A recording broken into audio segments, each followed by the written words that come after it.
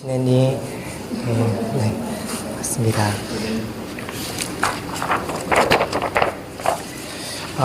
이 오체불만족을 쓴 사람이 있잖아요. 오토다케 히로다타. 네, 사람들에게 희망을 많이 줬어요. 일본 분인데, 근데 나중에 이제 결론이 불륜을 저질러서 많은 사람들이 실망하게 되었습니다. 끝이 안 좋았죠. 이제 레나 마리아 여기 혹시 아세요? 어메이징 그레이스를 부르신 분인데 비슷하게 이제 태어나셨어요. 사람들에게 희망을 주고 지금도 동일하게 활동을 하고 있습니다. 두 분 다 몸이 불편하고 인간 승리를 각자의 형태로 해냈지만 삶의 열매, 삶의 결과는 달랐죠. 육체대로 산 사람은 육체의 열매를 맺고 성령대로 산 사람은 성령의 열매를 맺는다. 콩 심은 데 뭐 나죠? 콩 나고 팥 심은 데 팥 난다. 옆 사람에게 콩 심은 데 콩 나고 시작. 콩 심은 데 콩 나고 팥 심은 데 팥 난다. 사람이 열심히 해서 자기를 극복할 수 있지만 어디에 근거하며 살았냐, 내 뿌리가 어디냐에 따라서 열매는 달라져요. 육체의 열매는 분명하죠. 우리 갈라디아서에도 말씀으로 나와요. 성령의 열매도 분명합니다. 사실 우리도 육체대로 살다가 육체로 끝나는 인생들이었어요. 사실은 어떤 사람은 자기를 잘 발현해서 자기가 아주 멋있게 이 세상에서 멋있게 살다가 죽을 수도 있지만 결국 우리는 모두 다 육체로 시작해서 육체로 끝나는, 그리고 그 이후에는 영원한 심판이 있는 그러한 비참한 존재였습니다. 하지만 하나님의 능력과 하나님의 아주 특별한 부르심이 우리에게 있어서 여기에 온 거예요. 그래서 우리를 육체에 뿌리를 두었던 우리가 하나님께서 예수님으로 우리를 옮겨 심으셨어요. 하나님이 옮겨 심으셨다. 따라합시다. 하나님이 나를 옮기셨다. 내가 막 간 게 아니라 하나님이 그대로 가져다가 그대로 놓으신 거예요. 그리고 어디다 뿌리를 놓게 하셨냐면 예수님을 통하여 뿌리를 놓게 만드셨어요. 그래서 예수님께서 말씀하시냐면 자기는 생명이다 이렇게 말씀합니다. 나는 생명이다. 나는 생명이다. 나에게 오는 자는 생명을 얻을 것이다. 그래서 우리가 살아가는 우리 삶의 근거가 유한에서 무한으로 넘어가고 죄와 사망에서 살다가 죽는 우리의 인생 속에서 십자가와 부활을 통하여서 하나님의 생명을 근거로 살아가는 사람이 되었어요. 그래서 우리의 희망이 무엇이냐면, 우리의 희망은 내가 지금 무엇을 가졌는가가, 내가 지금 무엇을 하는가가 우리의 희망이 아니라 내가 지금 어디 기반에 서 있느냐, 내가 지금 밟고 있는 이 기반이 어디 있냐에 따라서 달라져요. 아주 훌륭하게 지은 집이라도 모래 위에 지은 집은 어떻게 됩니까? 무너지지만 비바람이 불고 바람이 불면 넘어져요. 하지만 반석 위에 세운 집은 무너지지 않습니다. 우리는 어떤 사람들이냐? 예수님으로 심겨진 자들이에요. 우리는 어떤 사람들이냐? 하나님의 자녀예요. 따라하십시다. 나는 하나님의 자녀이다. 나는 어떤 사람이냐? 우리는 하나님의 백성이에요. 내가 하나님을 힘을 통해서 옮긴 게 아니라 하나님이 나를 옮겨주셨다. 이 정체성이 분명해야 됩니다. 근데 이 정체성이 뭐냐면 이 정체성이 시험거리예요. 이 정체성을 가지고 시험한다는 거예요. 사단도 예수님을 시험했어요. 뭘 시험했죠? 돌이 떡덩이가 되게 해라. 뛰어내려라. 그리고 뭐하라? 다 내게 절해라. 근데 거기에 대한 전제들이 하나 있는데 그건 뭐냐면, 야, 네가 하나님의 아들이냐? 그러면 기적 행해봐라. 너가 진짜 하나님의 아들이야? 그러면 한번 행해봐. 이런 것을 얘기하는 거예요. 그런데 예수님께서 뭐 하시는 거죠? 기적을 행하지 않으세요. 우리 삶 속에서 기적이 없는 것이 기적이에요. 따라하십시다. 기적이 없는 게 기적이다. 우리가 오늘 읽은 고린도 교회는 이미 수많은 문제들이 나왔어요. 그리고 바울은 그 문제에 대한 답을 이야기하는데, 항상 이제 바울이 그 문제에 대한 답을 이야기할 때 뭘 얘기하냐면 정체성에 대해서 이야기해요. 이게 중요한 거예요. 사실 문제로만 봤을 때는 그들에게는 희망이 없어요. 고린도 교회, 바울이 세운 교회인데 교회에서 뭐 성문제가 일어났어요. 그리고 차별이 일어나고 우상숭배까지 일어나. 이게 교회냐 이게 세상이냐라고 전혀 분간이 안 되고 오히려 세상보다 더 못해서 세상에서 법정 소송을 하는 그런 지경까지 이르렀어요.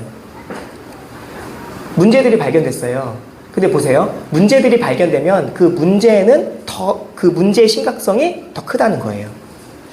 이러한 상태에서 바울이 지금 이야기하는 건 뭐냐면 문제 해결책을 나무의 열매를 건드리는 게 아니라 뿌리를 건드려요. 그것은 바로 너는 누구냐라는 거예요. 지금 너는 누구이고 너는 지금 누구에게 속했느냐, 이거를 바울이 지금 아주 문제거리가 많은 고린도 성도들에게 말하는 거예요. 바울이 지금 정체성, 바울이 성도들에게 거는 일말의 희망, 정말 문제가 엄청 많은데 막 보기만 해도 막 제가 이렇게 문제가 많을까 생각할 정도 보기가 많은데, 그 바울이 그들에게 성도에게 거는 일말의 희망이 뭐냐면 그들의 정체성이었어요. 너는 지금 누구에 속했냐? 하나님에게 속해 있다. 이거를 지금 뭐 하는 거예요? 바울이 이야기하는 거예요. 근데 지금 하나님께 속해 있는 그 표징이 뭐냐면 성령님이시다. 그래서 바울이 지금 신령한 것에 대해서 이야기합니다. 다시 말하면 성령님이 오시면, 성령님이 임하면 어떤 일이 벌어지느냐. 우리 고린도전서 한번 읽어보겠습니다. 고린도에서 우리 읽었던 3절 말씀, 12장 3절입니다. 12장 3절 말씀을 같이 읽겠습니다. 시작. 그러므로 내가 너에게 알리노니 하나님의 영으로 말하는 자는 누구든지 예수를 저주라 할 자를 하지 아니하고 또 성령으로 아니고는 누구든지 예수를 주시라 할 수 없느니라.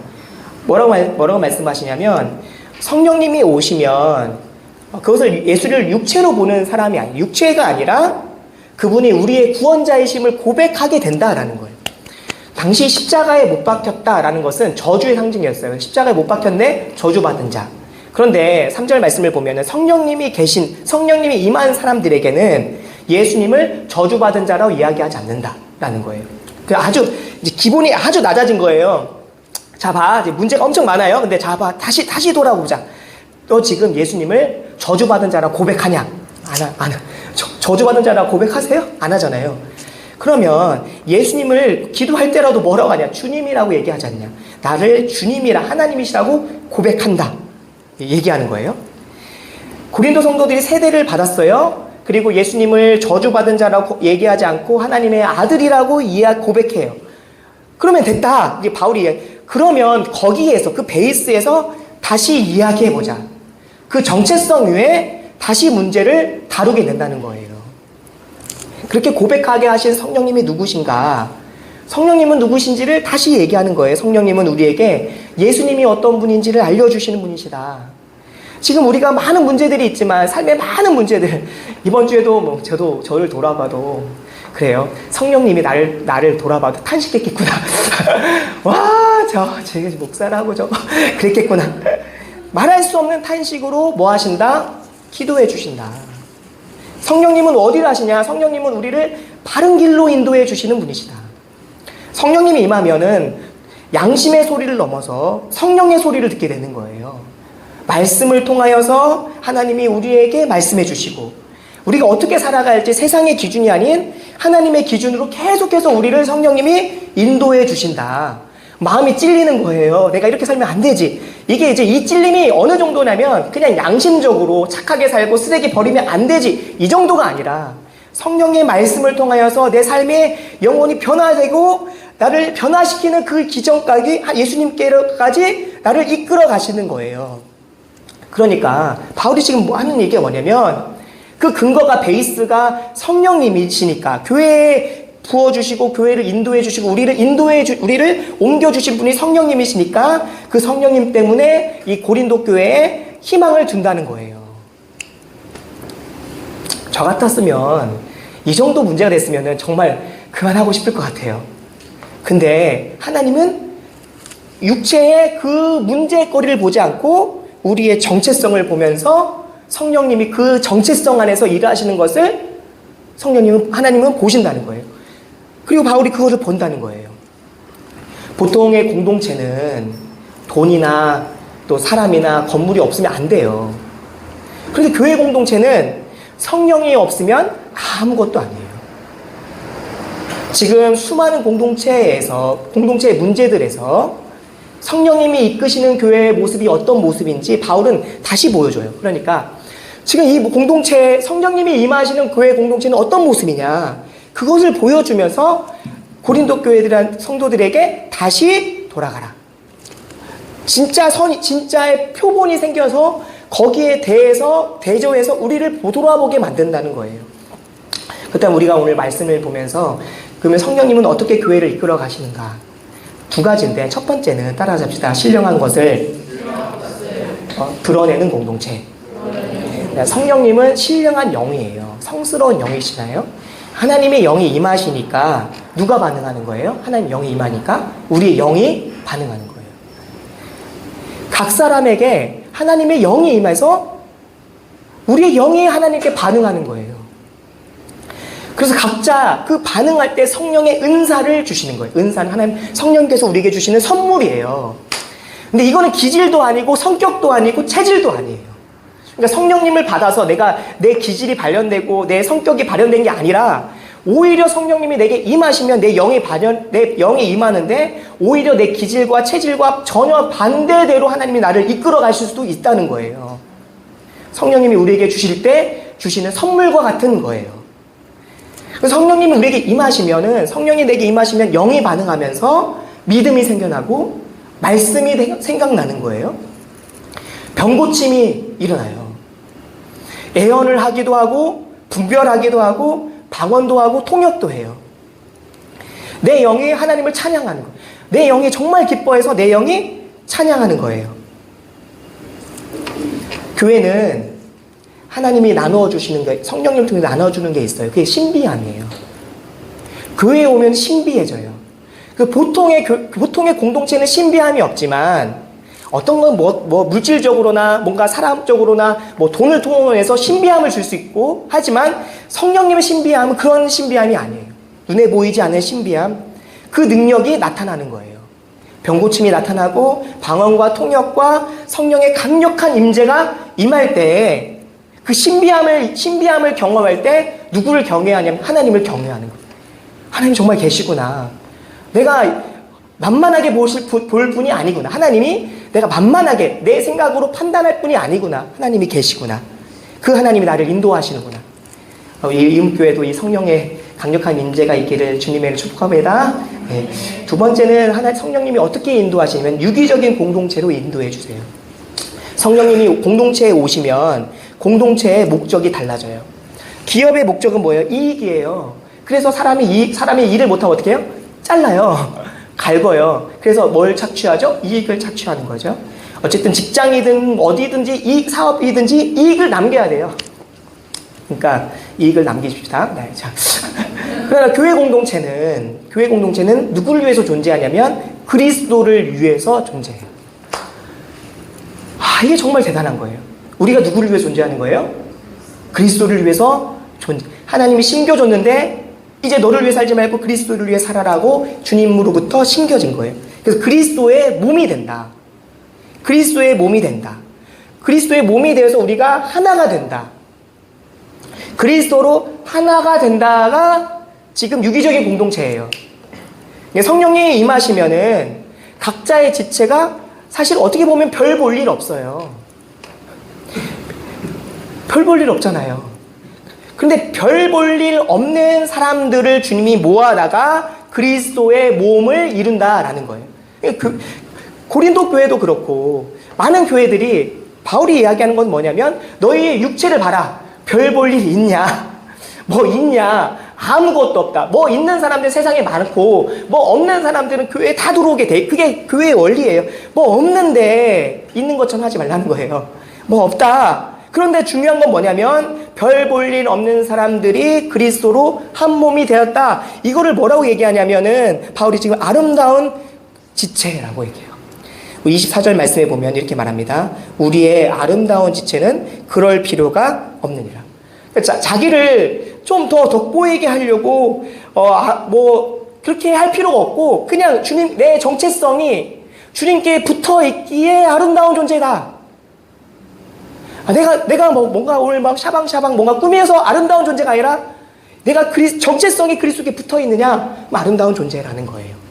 기적이 없어도 예수님 보세요. 예수님에게 사탄이 뭐라고 하죠? 돌이 떡덩이가 만들어요. 빵 만들면 어떻게 해요? 짜잔 멋있잖아요. 뛰어내려라. 짜잔 멋있잖아요. 경배해라. 다 줄게. 돈 다 줄게. 세상 다 줄게. 짜잔 멋있잖아. 그럴 필요가 없다라는 거예요. 예수님 누구에게 붙어 있었어요? 하나님께 붙어 있었어요. 우리의 정체성이 하나님께, 예수님께 붙어 있으면 그대로가 아름답다라는 거예요. 그걸 좀 알아라. 내가 그대로가 아름다우니까 지금 그리고 우리가 어디에 신경 써야 돼요? 네가 붙어 있는지 안 붙어 있는지를 봐야 된다. 내가 내 정체성, 내가 하나님의 자녀입니다. 고백하고 있는가? 내가 진짜 모습은 이렇지만 하나님의 나는 나의 백성입니다. 성령님이 내 안에 계십니다. 이걸 고백하고 있는가를 봐라라는 거예요. 아이돌 중에 여성분들은 차은우 아시죠? 차은우? 차은우 새끼 발가락을 만질 수 있는 기회 있다. 만져요? 안 만져요? 만져요. 만지고 싶잖아요. 제 발가락 만지고 싶어요? 안 나오시죠? 예수님은 누구예요? 명품 중에 명품이다. 상상하지 마세요. 제 새끼 발가락. 아유, 죄송합니다. 우리가 예수님의 몸에 붙어 있다는 것은 예수님 명품 중에 명품이에요. 그분께 붙어 있다는 것은 너무나도 아름다우신 주. 이 세상의 모든 남자의 아름다움과 여자의 아름다움을 다 합쳐도 예수님을 따라갈 수가 없어요. 이 세상의 모든 자연 만물의 아름다움을 다 합쳐도 예수님을 따라갈, 예수님 아름다우신 분이세요. 그분께 붙어 있다. 그래서 내가 아름답다. 내 아름다움과 내 존귀함이 누구에 근거했냐? 예수님께 붙어 있다. 이러한 공동체는 붙어 있기 때문에 분쟁이 없대요. 서로를 돌보게 된대. 그리고 자신을 위해서 존재하지 않고 서로를 위해서 존재하게 된대요. 누가 내 고통을 받으면 함께 고통을 받고, 누가 영광을 받으면 함께 영광을 얻게 된다. 근데 더 중요한 건 뭐냐면, 그래서 그 공동체가 하나님 예수님께 붙어있는 그 공동체가 작은 부분이지만 전부로 살아가는 거예요. 나는 작은 부분이지만 난 전부가 되는 거예요. 이게 신비함 중에 신비함이에요. 이 몸에 들어오는 것은 세례를 받고 성찬을 함으로써 우리가 매일 고백하면서 한 몸이 되는 거예요. 사도행전을 보면은 성령이 오시기 전에 교회의 개념이 없었어요. 교회가 뭔지도 몰랐고 그들은 성전의 중심에서 그냥 안식일에 예배를 드리는 그 정도였어요. 제사를 드리는 그 정도였는데 예수님이 부활하셨고 예수님이 성령을 보내준다고 약속하셨어요. 그리고 사람들이 모여서 뭐 했어요? 오로지 기도하고 말씀을 들었어요. 그때 성령님이 임하시고 큰 소동이 일어나 방언이 터지고 베드로같이 말이 어눌하고 어부였던 사람이 말씀을 막 선포하게 되고 그들이 함께 서로 물건을 통용하고 나누고 재산을 팔고 필요를 따라 나눠주고 너 필요하면 너 가져, 너 내가 필요하니까 내놔 해서 가지고 주고 받고 하면서 날마다 모이기를 힘썼어요. 매일같이 좋으니까 모이기에 힘쓰고 찬양하고 음식을 먹었어요. 모든 서로의 담이 허물어지고 자기 이기심이 없고 그 순간에는 천국과 같은 곳이 되었어요. 그래서 뭐냐면 야 천국 가면은 이것보다 더 좋다던데 너무 좋겠다. 교회 오면 천국 같고 너무나 우리가 모이면 너무 천국 같은데 야 내가 힘든 거 얘기했더니 누가 비난하지 않고 다 받아주고 같이 울어줬고 내가 잘 되는 거 얘기했더니 같이 막 칭찬해줬고 막 너무 응원해줬고 너무 천국 같다. 그래서 하나님 나라를 더 사모하게 되는 거예요. 이 일을 누가 하시는가? 성령님이 하신다는 거예요. 성령님이 하나 되게 하시고 우리의 정체성을 확인하게 하시고 네가 지금 하나님의 자녀라고 말할 수 없는 탄식으로 예수님께로 우리를 인도해 주시는 분이에요. 그래서 우리가 할 일은 뭐냐면 성령님께서 우리 이미 하나 되게 성령이 임하면 이미 하나가 된 거예요. 아멘입니까? 이미 하나예요. 이거를 오래 참음과 겸손과 온유와 사랑으로 평안으로 힘써 지키는 거예요. 우리가 아름다운 지체가 된다는 것은 성령의 지배를 받을 때예요. 성령이 떠난 공동체, 정말 그것처럼 힘든 공동체는 없어요. 여러분 경험해봐야 돼요. 성령이 안 계신 공동체, 그냥 성경책과 사람들과 악기만 남아있는 공동체, 그렇게 팍팍할 수가 없어요. 예배를 드리고 집에 돌아가는 길이 팍팍해요. 기름이 없어. 성령의 지배를 받을 때 성령이 계신 공동체는 아무도 없을지라도 성령님이 계시면 거기 안에 불이 타오르게 되는 거예요. 성령님으로 지배받을 때 우리가 아름다워지는 거예요. 그래서 세상의 아름다움을 쫓지 않고 누구의 아름다움을 쫓냐면 예수님의 아름다움을 쫓아요. 어떻게 해서든지 예수님 닮고 싶고, 어떻게 해서든지 예수님께 붙어있고 싶고, 예수님의 아름다움을 보니까 세상의 아름다움과 비교할 수 없네. 그래서 세상을 더 사랑하는 거예요. 이 아름다움이 없는 사람들에 대한 안타까움이 있어요. 너 그렇게 꾸미지 않아도 되는데, 너 그렇게 아등바등 살지 않아도 되는데, 네 안에 예수님을 만나면 되는데, 이런 안타까움이 있어요. 성령으로 지배받을 때 인간적으로 우리가 좀 부족해 보이지만 주님이 뭐라 말씀하시는 거예요? 부족하지만 성령에 지배받는 그 사람에게 아름다운 지체다. 약하게 보이지만 주님께 붙어 있을 때 아름다운 지체가 되어서 서로 울고 웃는다. 그래서 교회 희망이 어디 있어요? 제가 제일 싫어하는 말이지 이런 얘기인데, 뭐 예전에 제가 청년 사역할 때도 제가 제일 싫어하는 말이 이거예요. 그래서 교회 희망은 청년입니다. 그런 소리 하지 마세요. 무슨 청년이 경험해봤어요? 청년이 아니에요. 막 제가 이런 얘기하고, 청년이 희망이 아니다. 교회 희망은 어디 있냐? 우리가 주님께 붙어있는 거다. 나이가 많은 권사님이라도 그분이 교회에 하나님께 붙어있으면 그분이 교회의 희망이 되는 거예요. 너무 아름다운 거예요. 너무 아름답게 하도 주님께 붙어있지 않으면 너무 안 이쁜 거예요. 그게 우리를 아름답게 하는 거예요. 그게 우리의 희망이에요. 우리 희망이 뭐예요? 성령님이 우리 안에 있고 우리가 하나님께 붙어있느냐가 희망이에요. 성령님이 어디를 이끌어 가세요? 공동체를 이끌어 가시는 거예요. 성령님이 공동체를 하나 되게 하셔서 어디로 이끌어 가시는 거예요? 예수님께로 이끌어 가시는 거예요. 그래서 이 성령의 지배를 막기 위해서 우리가 뭐 하는 거예요? 함께 모여서 기도하고 말씀하고 찬양하는 거예요. 그 성령님이 말씀 안에 거하시고 기도 안에 거하시거든요. 성령님은 찬양하는 소리 너무 좋아하시고 기도 소리 너무 좋아하시고 함께 모여서 서로 위로하고 격려하는 그 화답하는 그 일을 성령님은 너무 좋아하시고 거기에 거하시기를 원하시는 거예요. 성령님은 그 안에 거하십니다. 우리가 예수님께 붙어 있어서 아름다운 지체가 되기를 주님을 축복합니다. 양심의 소리만 듣지 말고 우리 안에 성령의 소리, 너 그거 안 해도 이뻐, 너 그거 안 해도 아름다운 지체야. 오늘 우리가 매일 일주일 동안 확인해야 될 것은 뭐예요? 난 하나님의 자녀입니다. 난 하나님의 자녀로 어떻게 살아가야 될지, 세상이 이렇게 변하고 사람들 다 주님을 떠날지라도 난 하나님의 자녀입니다. 그래야 내가 어떻게 살아갈지가 분명해져요. 하나님의 자녀로 이 정체성을 가지고 살아가기를, 수많은 문제를 다루지 말고 내 정체성을 한 주 동안 확인하기를 주님의 이름으로 축복합니다. 네, 기도하겠습니다.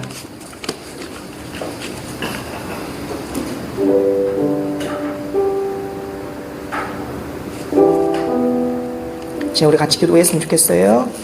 수많은 문제들이 다 드러났어요. 하나님, 저에게 문제가 많이 있고 다 드러났습니다. 어디에 중독될 수도 있고, 하나님 내가 전혀 인지하지 못하는 것들도 있을 것인데, 하나님 내가 하나님의 자녀임을 이 시간 고백합니다. 내가 하나님의 자녀로 살아가게 하여 주시옵소서. 이제 우리 같이 기도합시다. 가장 나를 아름다운 지체라고, 아름다운 사람이라고 말씀해 주셔서 감사합니다. 주님께 붙어 있기 원합니다. 우리 같이 기도합시다. 하나님 감사합니다. 하나님 감사합니다.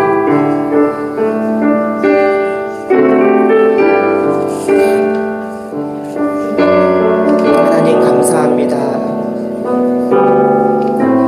하나님 감사합니다. 세상의 아름다움은 다 지나가지만, 꽃과 같이 지나가고 풀과 같이 지나가고 우리의 젊었을 때의 시간도 다 지나가지만 주님과 붙어있는 그 시간은 영원합니다.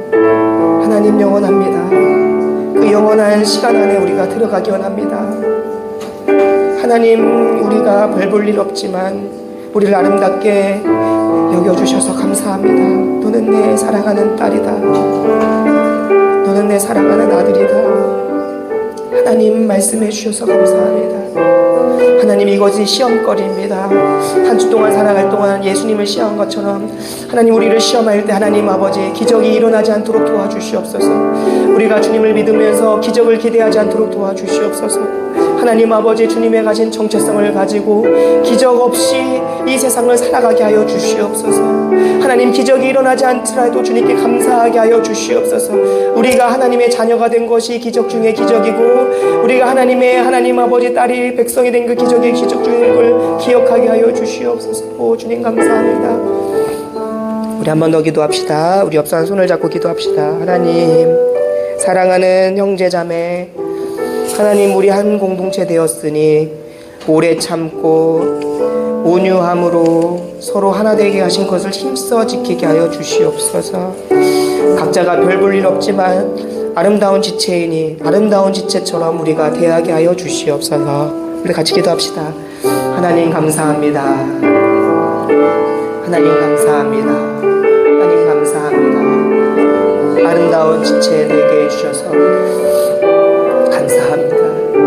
우리를 바라보면 웃음밖에 나오지 않고 기가 막히고 하나님 아버지 정말 하나님 별 볼 일 없지만 주님 붙어있게 해주셔서 감사합니다. 하나님 우리가 서로 하나 되게 해주셔서 감사합니다. 하나님 아버지 이곳 가운데 임재해 주셔서 감사합니다. 오 주님 감사합니다. 오 주님 감사합니다. 오 주님 감사합니다. 오 주님 감사합니다. 하나님 감사합니다. 하나님 부족한 우리들에게 아름다운 사람, 아름다운 지체, 그리스도의 몸이다 말씀해 주셔서 감사합니다. 우리의 삶의 기반이 예수 그리스도가 되게 해주셔서 감사합니다. 한 주 동안 주님께 붙어있기 힘쓰게 하여 주시옵소서. 말씀과 기도와 찬양을 기뻐하시는 그 성령님을 우리가 그 성령님이 함께하기 위해서 말씀과 기도와 찬양이 충만하게 하여 주시고 하나님 우리 가운데 거하시는 성령님을 우리가 그 성령의 소리를 들으며 살아가게 하여 주시옵소서. 감사드리며 예수님의 이름으로 기도드리옵나이다. 아멘. 광고하겠습니다.